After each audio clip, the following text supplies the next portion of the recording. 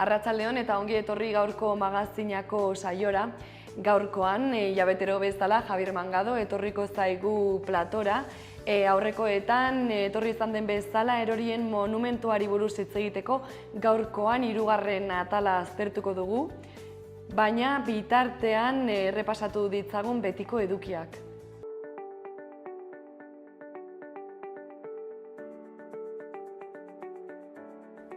Goazen orain, gaurko efemerideekin. Gaur bezalako egun batean, baina 1870ko apirilaren 22an Vladimir Ilich Ulyanov Lenin jaio zen. Iraultzaile politikari eta teorialari komunista errusiarra izan zen. 1917ko iraultza boltxebikea gidatu zuen eta sesbeko agintari gorena izan zen. Gerrandiari aurka eginez, herrien arteko bakea eta klaseen arteko borroka aldarrikatu zituen. Urte batzuk beranduago, 1915ean, Alemaniarrek gas toxikoak erabili zituzten lehen aldiz, Lehen Mundu Gerrako Neuve-Chapelle guduan. Gerrandian, kimikoek milioitik gora hildako eragin zituzten kalkulatzen da, eta gainera, gerora etorriko ziren gatazketan halako kimikoen erabilera zabaldu zen. Egun berean, baina 60 urte beranduago, 1975ean, txikia mendekatu zuen eta PM-ek Getxon Moran polizia hilda. Sopelan bizi zen eta Getxoko komisariara joateko egunero hartzen zuen trenetik jaitsi zenean 2 tiro jo zizkioten. Jose Ramon Moranek berak jendaurrean behin baino gehiagotan esan zuen berak hil zuela etaren buruzagi historikoa eta ekintza aldarrikatzeko komunikatuan arrazoia hori izan zela argitaratu zuen eta PM-ek. Eta bukatzeko apirilaren 22an, baina duela 40 urte, 1975 urtean, Argentinako diktaduraren aurkako epaiketa hasi zen Buenos Airesen. 1976 eta 1983 artean burututako giza eskubideen aurkako krimenak epaitu zituzten bertan, aurrera ateratzera bera asko kostatu zen epaiketan. Estatuko fiskalak eskuin muturraren era guztietako mehatxu eta trabak gainditu behar izan zituen amaierara heltzeko, 9 buru militarretatik 5 zigortu zituzten, tartean Bidela Agosti eta Biola.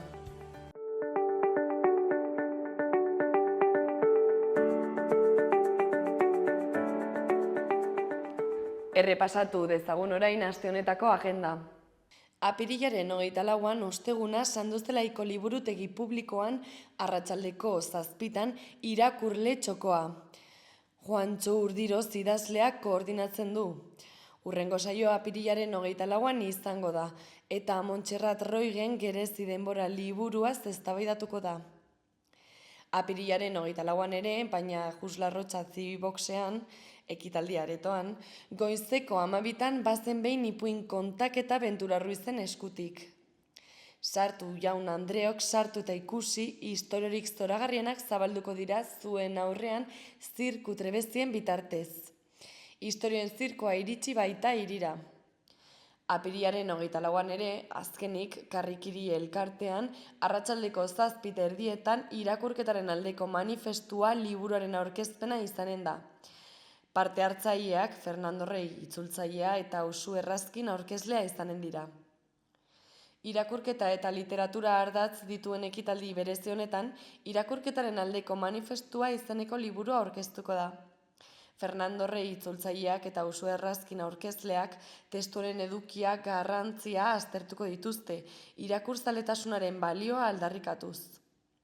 Euskarazko literaturaren aldeko jarrera partekatu eta eztabaida aberasgarri bat izateko aukera izango da. Apirilaren 26an larunbata Sanduzelaiko Zibiboxean arratsaldeko 6:30 Kuko Truko eta Bolenweider pailazoak izanen dira. Kuko Truko eta Bolenweider pailazo hirukoterik ospetsuenetako bat da, 800 emanaldi inguru eginak baitituzte beren bihurrikerien bidez ikusleak gozarazteko. Emanaldia honitz egin badituzte ere, Bolenweider ez da gauza Kukot eta Truko zuzentzeko, eta emanaldi bakoitza paregabea da.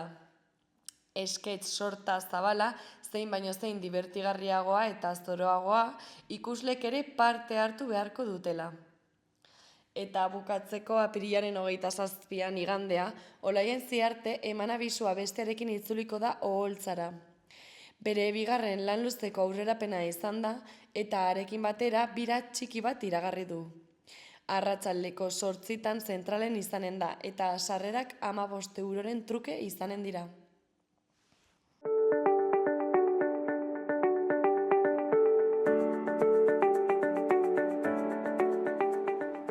Eta orain, aztertu ditzagun gaurko egunkarien azalen lerroburuek zer dioten. Diario de Notiziasekin hasiko gara. Egunkariaren lerroburu nagusienak horrela dio, agur aita santu erreformistenari. Eta lerroburuarekin batera azalaren zati handi bat hartzen du Frantzisko aita santua zenaren argazkia. Frantzisko guruneko iktus batek jota 88 urte zituela hil zela argitzen du egunkariak. Beherago hori azpimarratuta beste 3 lerroburu ditugu. Lehenengoak dio sexu transmisiozko infekzioen igoera geldiarazi dela. Ondoan, txirrindulari baten argazkiak lagunduta lerroburuak dio, Iruña eta eskualdea pedalei lotuta. Izan ere, 7 bidegorrik lotzen dute hiri handia pandemiaz geroztik. Eta bukatzeko 3. lerroburuak horrela dio. Perturrek egia jakiteko eta ordaina jasotzeko eskubiderik gabe jarraitzen du, etako buruzagia zenaren desagerpenari buruz. Bestalde, Diario de Navarraren lerroburu nagusiak azal osoa betetzen duen argazki batek lagunduta horrela dio. Aita santu hurbil eta berritzailea hilda. Eta beraz, argazkian Frantzisko aita santua eskuarekin agurtzen azaltzen da. Eta azpian egunkariak azaltzen du Frantzisko 88 urtekoa iktus batek jota hiltzela urbi eta horbi bedeinkapena eman eta hurrengo egunean. Azalaren beheko aldean editorialaren lerroburuak horrela dio, pobreen aita santuaren ondare berritzailea. Eta bukatzeko egunkarian azaltzen diren artikulu ezberdinen idazleen izenak aipatzen ditu egunkariak. Florencio Rosselló, Martín Iriberri, Tomás Trigo, Pablo M. de Santa Olaya. Gara egunkariaren lerroburu nagusia, Raquel González Espainiako Estatuko MFS-ko koordinatzailearen aipua da, eta horrela dio. Gaztan lan egiten duten osasun langileen 2,5% hil dute. Honen eskuineko aldean munduko ardo kontsumoa 1971etik izan duen mailarik basuenean. Beherago Frantzisko aita santuaren argazkia azaltzen da eta honen lerroburuak horrela dio, Eliza Katolikoa irauli ez zuen jesuita, Frantzisko aita santuaren heriotzaren inguruan. Eta hurrengo lerroburua Jon Garmendiaren kronika da. Idazleen biltzarra saran beti arrakastaren bezperetan. Berriaren lerroburu nagusia Frantzisko aita santuaren heriotzaren ingurukoa da ere bai, eta horrela dio. Frantzisko aita santua hilda Eliza Katolikoaren lehen buruzagi jesuita. Honen argazkian moja bat azaltzen da, aita santuaren irudiari loreak jartzen, atzo Indiako Kolata hirian. Beherago jendean hitz bildu da Sarako idazleen biltzarran eta argazkian azokako bisitariak atzo Saran. Honen eskuinaldean hainbat lerroburu nabarmendu ditu Berria egunkariak. Alde batetik, maiatzaren 17an Marieneko laborantza lurrak babestera joateko deia egin dutela ohartarazten du egunkariak. Bestetik beherago urdinez azpimarratuta Carlos Vilches eta Xabier Erize ikerlarien aipua horrela dio. Herritarrek nola ikusten gaituzten euskaldunak hori ez da neurtu inoiz aurretik. Eta eskuinerago omenaldi bereziak mendea bete dutenei. Egunkariak azaltzen du ohikoa dela udalek 100 urteko herritarrak zoriontzea, baina aurrez omenduei eurei galdetzea adituek aholkatzen dutenez. Azpian menia amaituta erasoi ekin diete berriz Ukrainak eta Errusiak. Eta bukatzeko azalaren goiko aldera itzulita, Laboral Kutxako txirrindulari baten argazkiak lagunduta lerroburuak horrela dio. Laboral Kutxaren uzta oparoa protein mailako talderik onenetan bigarrena da. Eta bukatzeko Euskal Herria Irratia aztertuko dugu. Orrialdearen lerroburu nagusia Jon Maiaren aipua da eta horrela dio. Euskara kantatzen duen herria izaten jarraitzen dugu.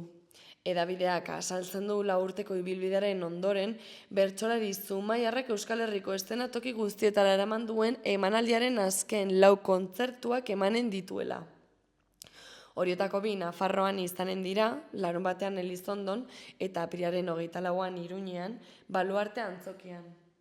Argazkian Jon Maia azaltzen da oholtzaren gainean. Bestalde, eskuineko aldean Julen Linaza Sororen argazkia eta ipua azaltzen dira. Sare sozialek gure mundu ikuskera eta harremanak distortzionatzen dituzte. Izan ere, pantailekin daukagun harremanaren inguruan hausnartu du Julen Linaza Sorok argitaratu berri duen Sísifo y las redes sociales. Eta bukatzeko 3. lerroburuak dio, Euskaltzaindiak 3 liburu aurkeztuko dituela Sarako idazleen biltzarrean. Eta argazki nagusi bezala azokaren irudi ezberdin ikusten dira.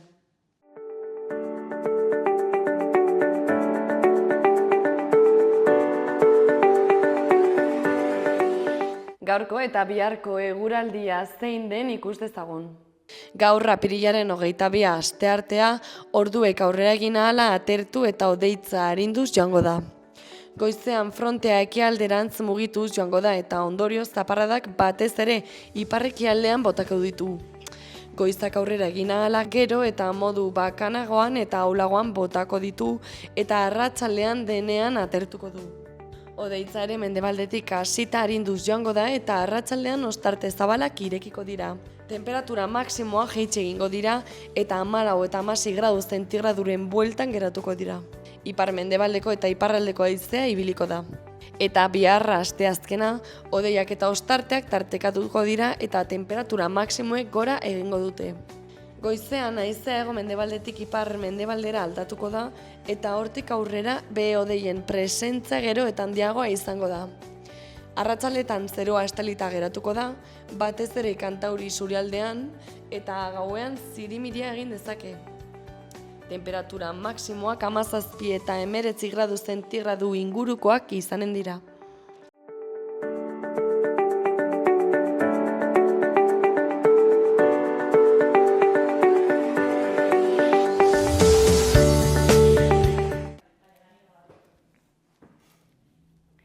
Gaurkoan Javier Mangado etorri zaigu Saloako platora. Etorri den besteetan erorien monumentuari buruz hitz egin dugu, atal ezberdinetan. Eta, gaurkoan 3. atala. Egunon, Javier Mangado, zer moduz? Egunon, ongi eta zuek. Ongi ere bai. Gaurkoan, aipatuan bezala, erorien monumentuari buruz 3. atala landuko dugu, pinturak ez da. Nahi behuz hasteko, laburbilduko dizkiguzu aurrekoak pixkatxo bat? Bai, hildakoen monumentua edo erorien monumentua esaten dena. Bai. Gaur egun pilpilan dago, gai bat, pilpilan dagoen gai bat da, ez. Orduan, hor aprobetsatuz, pixkat bere historia kontatzen ari izan gara eta ariko gara ere bai, laugarren ataltxo batean, ez. Zer nahiko luzea, ematen du, bere historia ez da oso ezaguna, baina oso anitza da, oso aberatsa, ez da kolore bakarrekoa. Kolore anitzakoa eta gainera argiak eta itzalak baditu. Gehienetan ikusten dira itzalak, eta itzalak handiak dira, hori dudik gabe, ez? Baina argiak ere bai badaude eta bere historia nagusiaz gain badago historia txikia ere bai, ez? Eta hortan ibiliko gara, batez ere ezagutzeko eta gero iritzia hobe osatzeko, ez? Primeran. Bale, orduan, aurreko saioetan ikusi genituen, ikusi genuen kanpotik ikusita.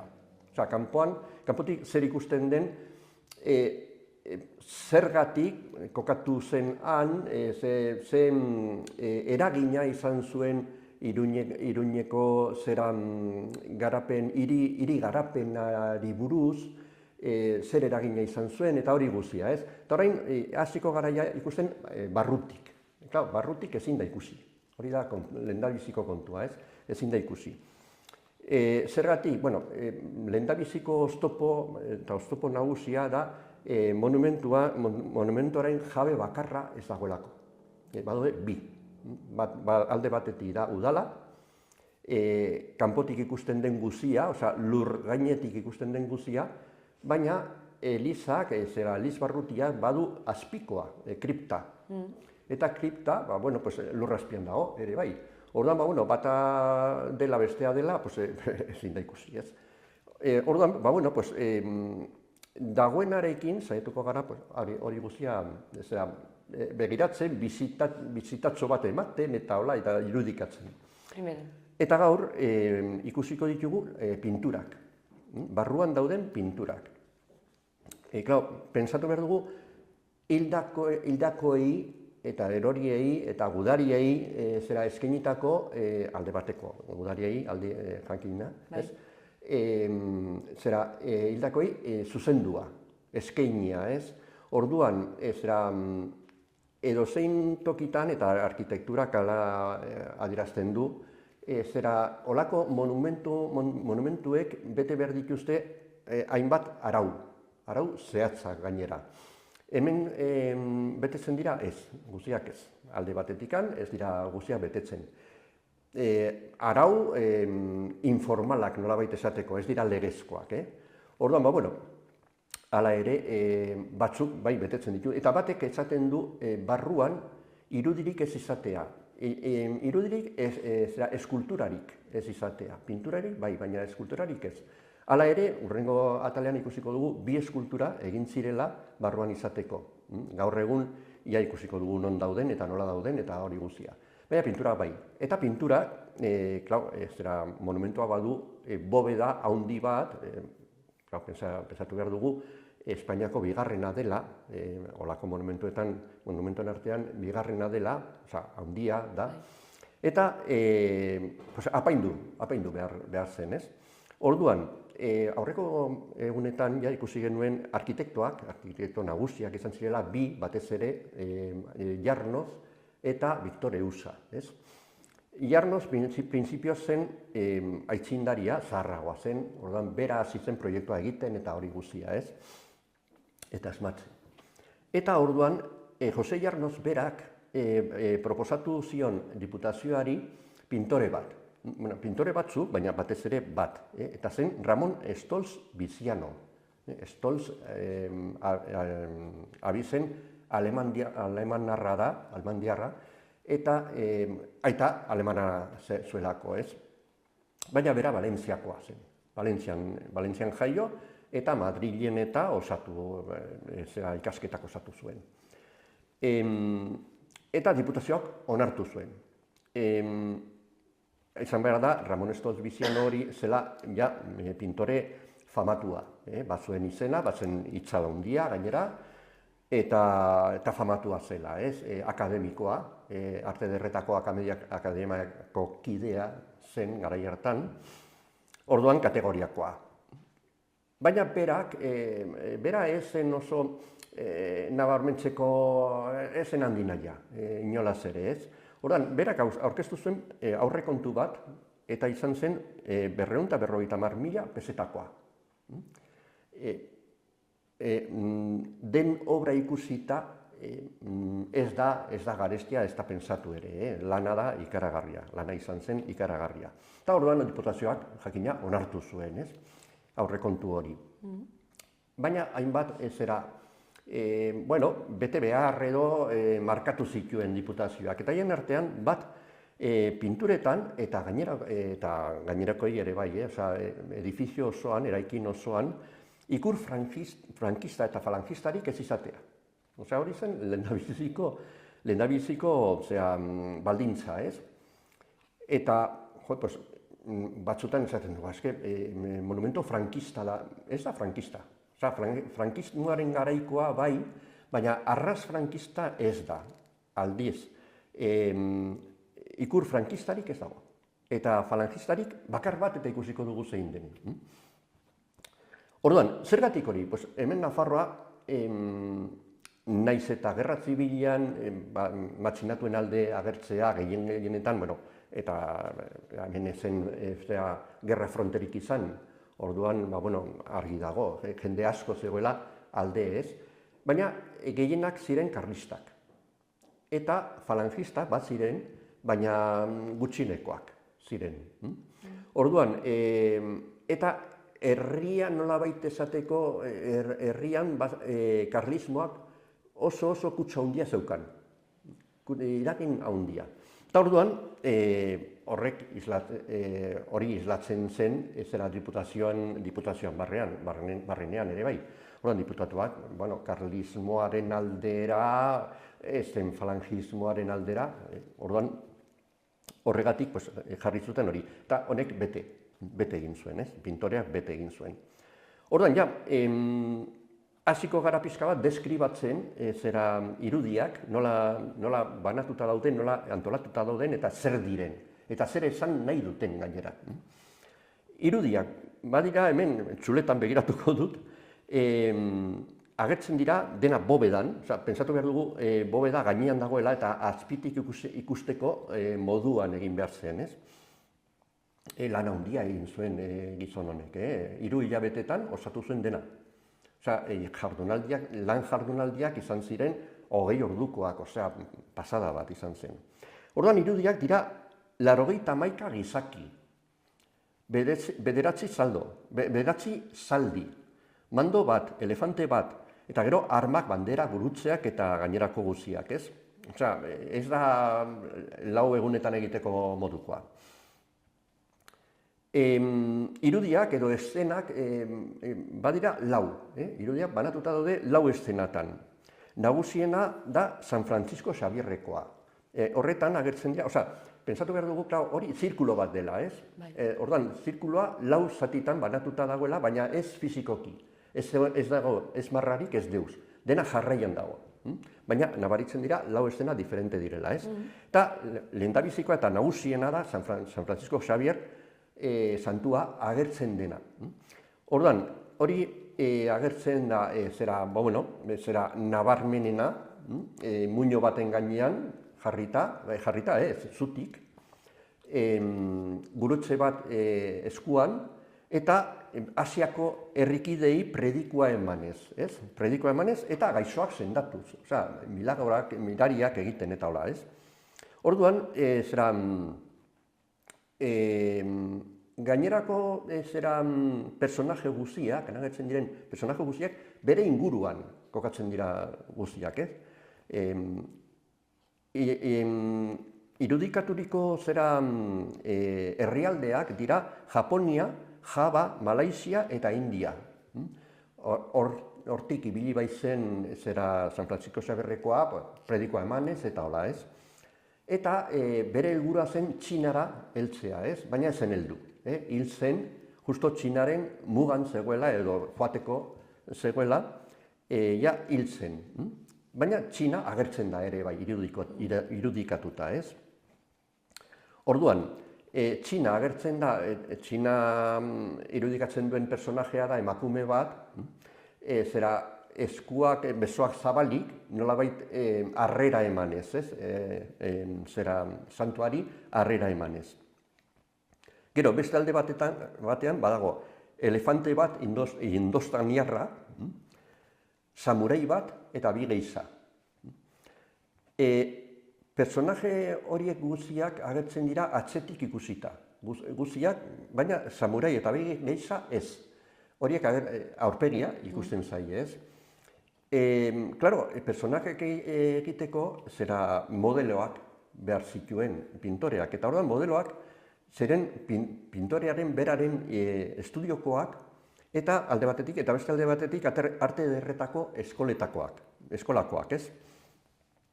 Baina San Francisco Xabierrekoa ez.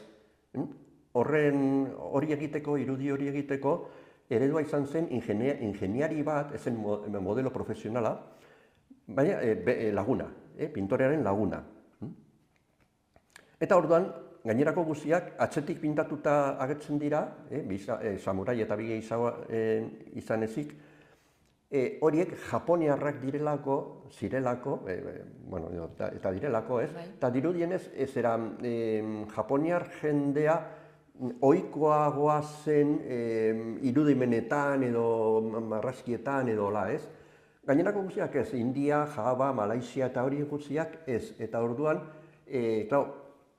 omen zituen aurkitu modeloak itxura horietakoak. Eta orduan, espada, dirudienez, hori guzia da, dirudienez, atzetik pintatu zituen guziak. Gainerako, jantziak eta bestelako osagaiak, antzerkia atretzo tegi batean alokatu zituen. Teatroa edo antzerkia egiten diren dekoradoak eta bertan aterata, alokatuak. Eta zergatik pentsatzen dugu hau, eszena hau dela nagusiena. Zergatik, agertzen delako bai data, bai izena, pintorearen izena, sinadura. Bigarrena, erdi aroko gurutzadak irudikatzen ditu. Eta aurrez aurre dago. Ez dago ondoan, baizik eta aurrez aurre. Orduan, irudi nagusiena da Antso Azkarra. Nafar erregeak zaldi baten gainean dago pintatuta, eta mazo bat eskuan, ostikoka Miramamolin Emir almohadeen kanpamendua suntsituz. Hau da, Navas de Tolosa gatazkan. Beraz, irudia kokatzen da 1212an, kontuan hartzeko, ez? Itxura da berdina, badago diputazioan tapiz bat, berak ere egina, eta irudia da berdina. Antso Azkarra, zaldi baten gainean, eta masa batekin, pin, pan, pan, pan, ostikoka, ez? Orduan, kanpamendu hori, omen zen inguratua katez, ez? Eta orduan kateak suntsituz, ez? Apurtuz. Eta tradizioa esaten duenez, kate horiek gaur egun Foruen monumentuan daudenak direla, ez? Baina, diotenez, besterik gabe, ez? Gero, hor bai badaudela beste bigarren mailako personajea, baina nahiko importanteak, bere ondoan badago Rodrigo Jiménez de Errada. Hori zen nafar bat, Toledoko artzapezpikua izan zena, eta gurutzaden bultzatzailea. Zergatik gurutzadak, ematen dugu, nafar errege bat, erregea, nagusia eta hola, ez? Baina gurutzadak, zergatik gurutzadak? Inzendatu zutelako gerra zibila, apezpikuak, hemengo apezpikuak gainera, izendatu zutelako gurutzada.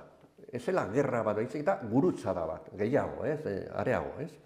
Orduan, kutsu hori emateko, gurutzaden irudiak, ez?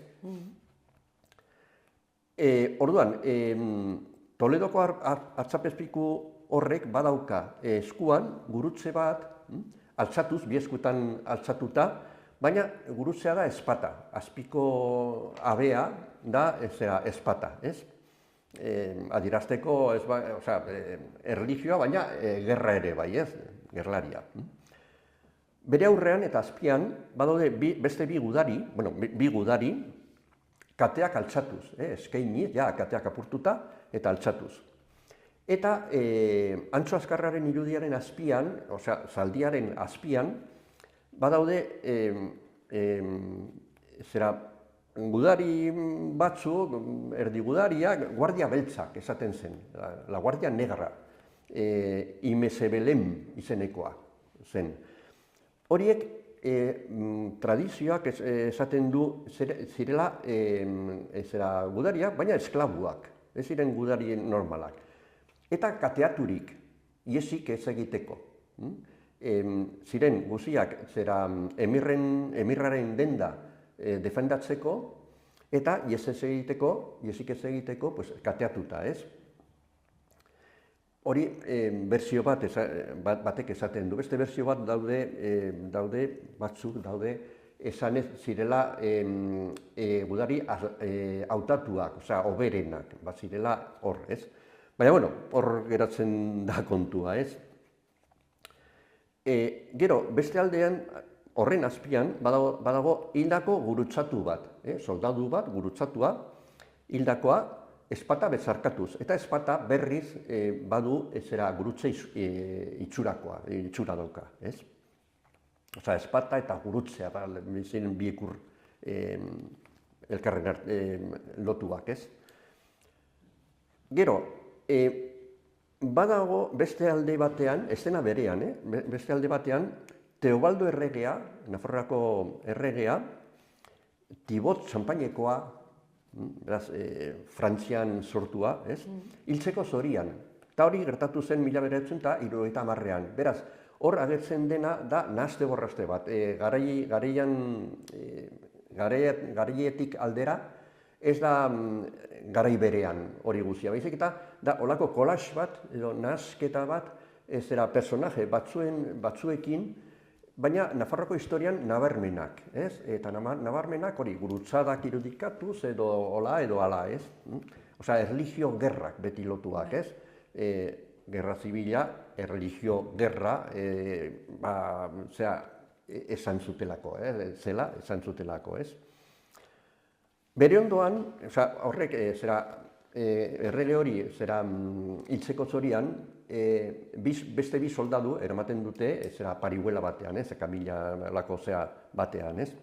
Eta bere atzean, Nafarroako Isabel erregina, zaldi baten gainean, dolututa, goibel, senarra hil zelako, nahiko gaztea hil zen, gurutzada batean ere bai, hil zen, orduan, baina Nafarroako Isabel hori bere aldetikan Frantziako erregearen alaba zen. Orduan, horrek adierazten du argi eta garbi Nafarroako erresuma eta Frantziako erresumaren arteko loturak, ez? Izan ere,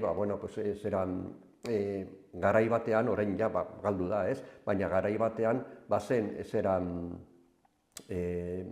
esaldi bat, esaera bat, Frantzian, esaten dena, persona bat oso aberatsa dela adierazteko, aberatsa, Nafarroa eta Frantziako erregearen bezain aberatsa dela. Beti Nafarroa eta Frantzia lotua, ez? Eta gero, ja badude beste personaje batzu, bigarren mailakoa, baina bigarren mailakoak ez garrantziaren gati, baizik eta bigarren plano batean agertzen direlako, ez? Guztiak dira garai desberdinetakoak. Osea, ez ziren kointziditu garaian, ez ziren kointziditu. Alde batetikan badago, Alfonso borrokatzailea, borrokatzen ere bai, ez era musulmanen kontra, almohaden kontra, Teobaldo lehenengoa, Felipe bigarrena Ebreusekoa, hiruak erregeak, ez? Eta gero Ramiro Infantea. Ramiro Infantea hil zen gazte eta orduan ezen iritsi errege izatera, ez? Eta horiek guztiak egiten dute olako ondo bat, Antso Azkarraren inguruan eta atzean, ez? Laguntzaile, guardia bezala, ez? Hor agertzen da ere bai, harri bat, horiek guztiak da, harri bat agertzen da, zergatik, emirren kanpamendua, omen zelako muino baten gainean, arroka baten gainean, toki nagusi batean, ez? Eta orduan, arkaitz bat agertzen da hor, ez? Eta arkaitz horretan agertzen da idazki bat Deus lo volt. Jainkoak nahi du, eta hori zen, gurutzaden, leloa. Eta hor agertzen dira, hau bitxikeria, historia txikia da, arkaitz horretan agertzen dira pintzelada batzuk, baina pintoreak egin ez zituenak, baizik eta beste batzuk, bere lagunak, hain zuzen. Kontua da, Ramon Stolz hau, hemen eman zituen, 3 hilabete, eman zituen pintatzen, gero beste obra batzuk egin zituen ere baini Iruñan. Eta orduan, Ignacio Balestena, Balestena zaharra, eta bere kuadrilla ezagutu zuten, elkar ezagutu zuten, kuadrilla hori zen, beste historia txikia da, osatu zuten peña bat Pregon izenekoa, eta Pregon peña horretatik agertu zen aldizkaria, gaur egun dagoena, irauten du. Eta, bueno, pues, lagunak, eta egunen batean, galdetu zioten ez, egunen batean joango ginateke, zu ikusteran, lanean, eta bai, torri, eta igo andamiora, eta igo ziren andamiora, eta, bueno, eta pintatu zerbait, bai, hemen, pliz, eta egin zuten olako, bueno, pues, pintzelada batzuk, ez? Gero, beste bitxikeri bat, erregaren zaldia, klar, zaldia dago zutik enkabritatuta, ez? Hori pintatzeko, klar, bazuen, Ramon Stolz honek bazuen eredu bat, egurrez egina, ez? Zurezkoa, aurreko beste pintore famatu batek utzia gainera, baina ez zuen, ezen nahiko, ez zitzaion nahiko izan, ez? Eta ordan, pues joan zen, dirudinez joan zen, egun batzuk jarraian, Prince zirkora ikustera zaldien numeroa, zaldien funtzioa, ez? Eta ordan apunteak hartu eta hortik atera zen, zera, Antxo Azkarraren erregearen zera zaldia, ez? Gero, beste bi irudiak, beste bi eszenak, badira bigarren mailakoak, beste bi aldeetan daude. Batak irudikatzen du Nafarroa erligiozalea. Osea, kutsu erligiosoa duen Nafarroa, oso importantea. Nola irudikatzen ditu, eta hemen bi eszena hauetan ja ez dago personaje nagusi bat. Badaude multzoak, ez? Orduan, honetan, bi multzo batzuk, izaki multzo batzuk daude, bata da Usue, alde batetikan, eta Artxibarreko erromesak, bi multzotan, ez? Biak dira erdiarokoak, romeria horiek erdiarokoak dira eta oraindikan mantentzen dira. Gaur egun, egingo dira, aurten egingo dira ere bai. Eta gurutzeekin, batzuk gurutzea lepoaren gainean eramaten dituzte, eta beste batzuk bi eskutik hartuta sorbaldan, ez? Orduan, horien bien atzean badago muino bat eta irudikatzen du Jurramendiko tontorra, Jurramendi, Lizarra ondoan. Eta hor egiten ziren eta egiten den Via Crucis Otoiz erromeria famatua, ez? Gaur egun nahiko makal dabil, baina 20. mendean oso nagusia izan zen, oso jendetsua izan zen, ez? Istilutsua batzutan, halako batean bi hildako suertatu ziren, eta hori historia kontatzen du, ez? Orduan, irudiak dira, agertzen diren erromesak dira Caballeros Voluntarios de la Cruz hermandadekoak, ez? Hermandade hori, hermandade hau, ezaguna da monumentuan egin zituelako, hilabetero egiten zituelako, Via Crucis eta meza bat, altzatuen, matxinatuen alde. Eta oso eztabaidatsua izan da, gaur egun ez dakit egiten den, edo ez den egiten, ja kendu duten, baina garai batean, bazuen ospe handia eta oso eztabaidatua izan zen, ez? Hermandade hau, Marcelino Laetxea Pezpikuak sortu zuen 1939an, Gerra Zibila bukatu ondoren, nolabait mantentzeko, memoria hori mantentzeko, omenaldi hori betirako mantentzeko, ez? Eta osatu zuen, fundatu zuen, Zalditeria orden zaharren itxuran, antzera. Órdenes de caballeros zirenak, ez? Esan behar da, horren horiek bultzatu zituztela ere bai xabierraldiak. Gaur egun xabierraldiak mantentzen dira, joan den mendean oso jendetsuak izan ziren, gaur egun makaltxeago, baina hala ere jendea unitz biltzen da han, ez? Gero, beste alde batean, badago, estena berean, badago San Miguel aingerua, Aralarretik atera eta Nafarroan barralako ibilaldian, hain zuzen, ja hasi da aurten ibilaldi hori egiten, ez? Orduan, agertzen da apez bat,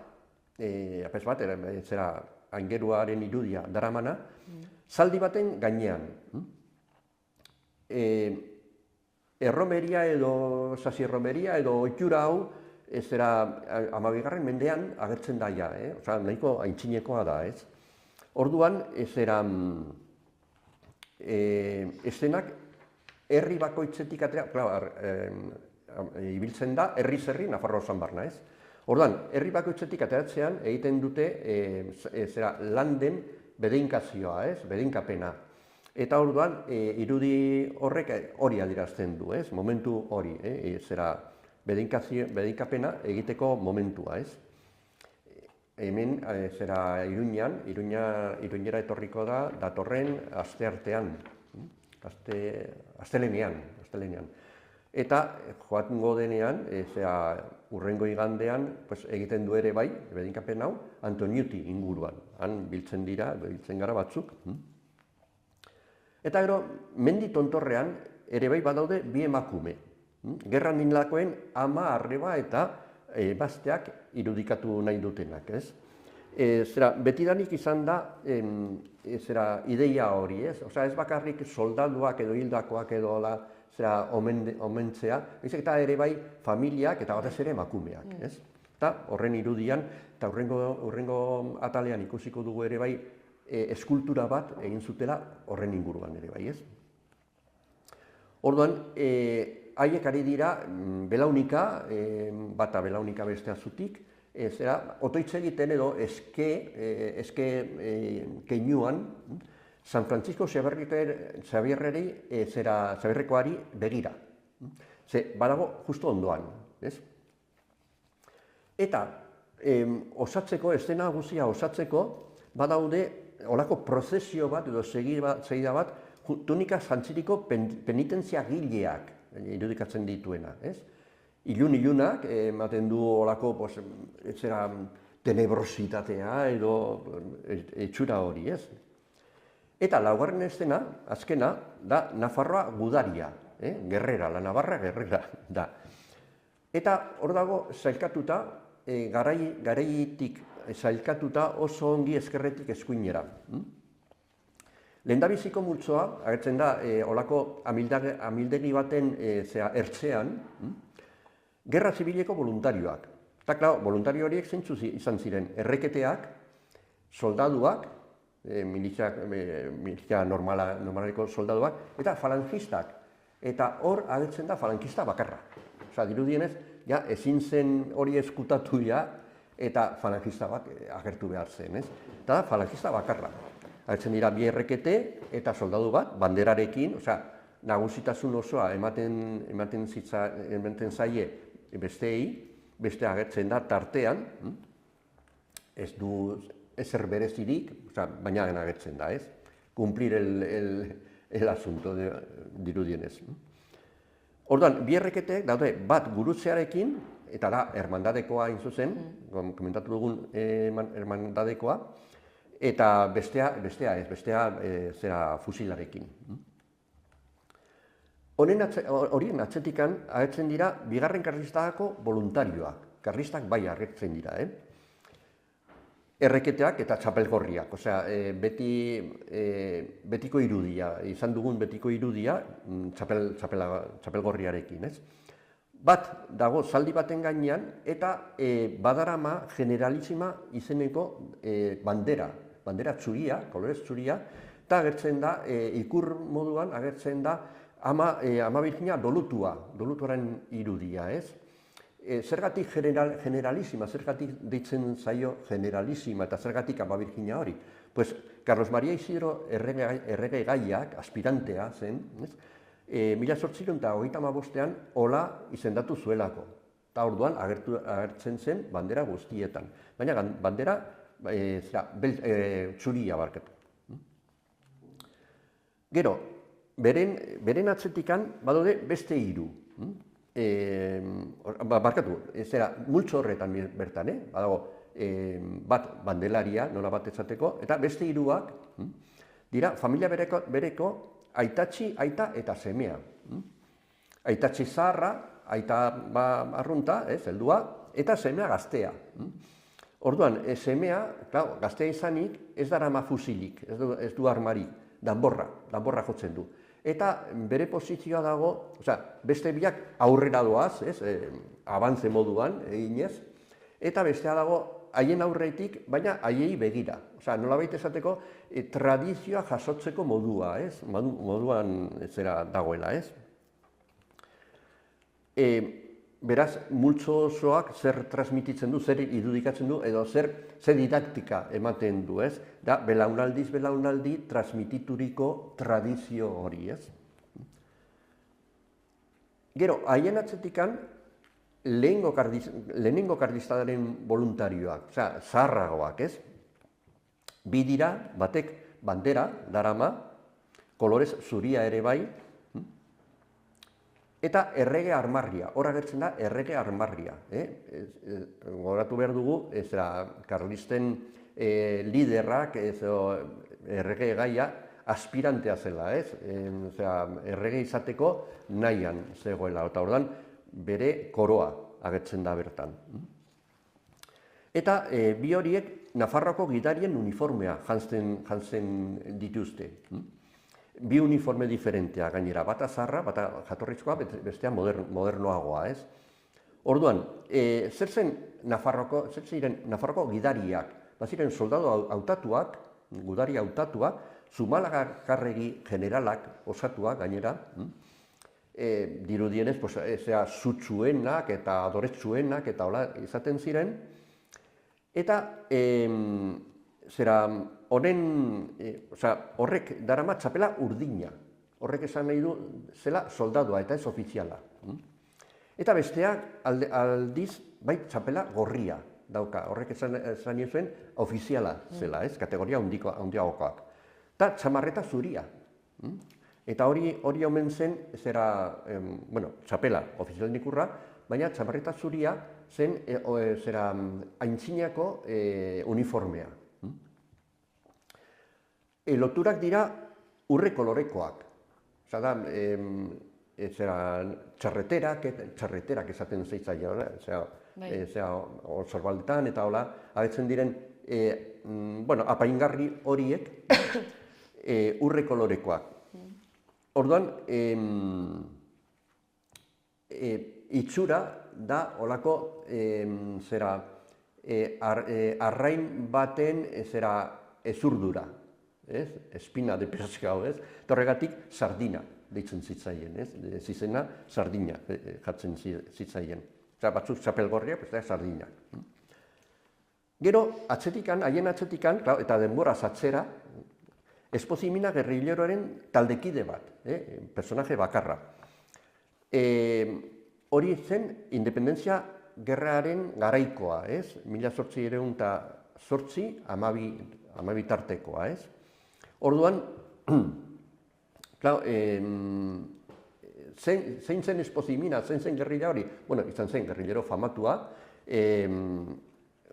borroka egin zuen Napoleon armadaren kontra, eta sekulan ere ez zuten harrapatu. Ez zuten gainditu, eta agertzen da batzutan diferentzia, proportzio diferentzien 10 eta bat, 10 frantzes baten kontra. Eta desorekatuta erabat, baina sekulan ere ez zuten harrapatu. Kontua da, gero ja Fernando Zazpigarrena, erregeak bueltatu zenean, talde hori desegin zuela. Nolabait esker txarrekoa izan zen haiekin, ez? Eta azkena, da, konbentzion izeneko gerraren bi voluntario, eta hori da, 18. mendekoa, ez? Aurrekoa eta beste bi hauek gerrilleroak ziren, orduan ez zuten uniformerik, jantzten dute normal, ez?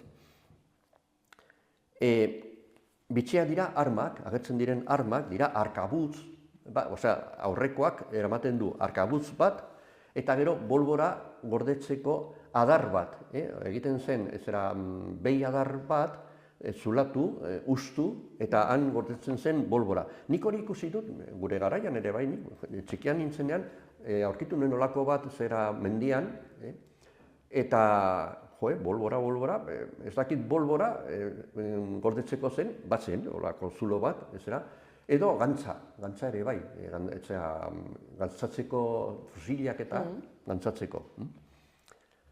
Eta hori ere, zera gurutzea lepoan zintzilik. Orduan, antolamendua, irudi osoaren, pintura osoaren antolamendua zein da? Pues San Francisco Xabierrekoa da nagusi. Hori da, personaje nagusiena, bere eszena da nagusiena, bere aurrean dago Antso Azkarra, oso nagusia ere bai, baina bigarren mailakoa ja. Eta beste biak dira laguntzaileak. Beste bi aldetan daude eta laguntzaileak. Baina bi eszena horien taldekoak beti ari dira San Francisco Xabierrekoari begira. Adierazteko nagusiena dela, ez? Baina bi eszenak daude amildegi baten ertzean. Zergatik, nolabait moztuta daude San Francisco Xabierrekoarekin. Zergatik? Hori, irudikatzeko Asia oso urrun zegoela, hemendik, baina nala ere lotu sentimentala edo zegoela adierazteko, ez? Zein zen asmoa, zer interpreta daiteke, irudiak, pintura osoa, ez da apaintzeko besterik gabe da, badu bere esan nahia, zerbait transmititu nahi du, ez? Ideologia zehatz bat transmititu nahi du.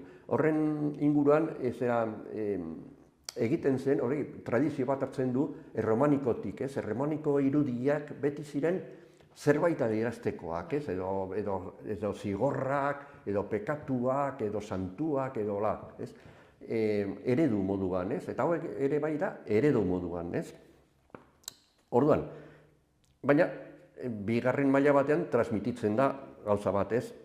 Frankismoa ez zegoela hemen guztiz onartua, batzutan oso gaizki onartua zegoela, ez? Eta horregatik ikurrak ez daude Frankoaren aldekoa edo frankismoa edo ez dira agertzen. Frankista bakarra dago, eta seguruenik ez duelako beste remediorik, ze hemen frankistak baziren, eta atera ziren, eta zango luketen, eta guzer. Eta hori, arrotzan non baitez. Eta hau da guztia. Azkenean historio bat kontazute pinturek, ez? Hori da. Historia aldetikan, Nafarroko historiaren aldetikan, historia modernoa, ez? Aldetikan, erdiarotik aurrera, nahiko adierazgarria da, ez? Nahiko didaktikoa da. Da komik bat bezalakoa, ze gainera, irudiak badute antza, komiki baten irudiak, ez dira olako Velázquez edo ez, dira nahiko, eskematikoagoak, ez dira tita batean eginak, oso landuak, hori bai, baina beti ere zera forma horretan, estilo horretan. Nik uste, interesgarria da jakitea, ez da, azken finean frankismoaren hildakoen monumentuan, ez duke azaldu diguzun bezala, frankismoaren ikurrak ez azaltza ez edo beste zerbait aldarrikatu nahi izatea. Jose Antonio ez da agertzen, sekulan ere. Ez da hildakoen artean, Nafarroak zirela, baina hor zegoen Mola, ez zen Nafarra. Sanjurjo bai, Sanjurjo Nafarra zen, baina kanpoan zegoen ere bai. Ordan, holako eszepzio bat, salbuespen bat egin ahal izan zuten, eta ez zuten egin. Jose Antonio ez da agertzen, inolaz ere. Eta falangista bakarra, eta pa cumplir. Interesgarria da, hori jakiteare bai, ez da? Bai, nik uste dut, eta ez dela jakiten. Claro. Gu jakiten. Bueno, zuri esker, gehiago jakingo dute orduan. Eta hori, eskerrik asko etortzagatik, zure denbora eskaintzagatik, eta gauza interesgarri guzti hauek kontatzagatik ere bai. Zuei. Horrengoan arte ditxoiten egongo gara, ez? Horrengo atala lantzeko. Egongo gara. Oso ongi, mila esker.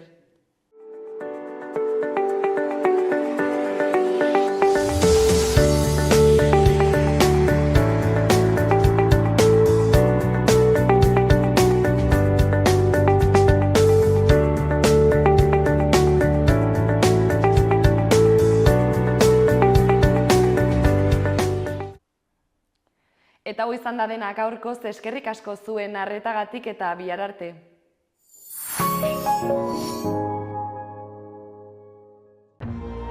Gobierno Gobierno de Navarra. Nafarroako gobernua.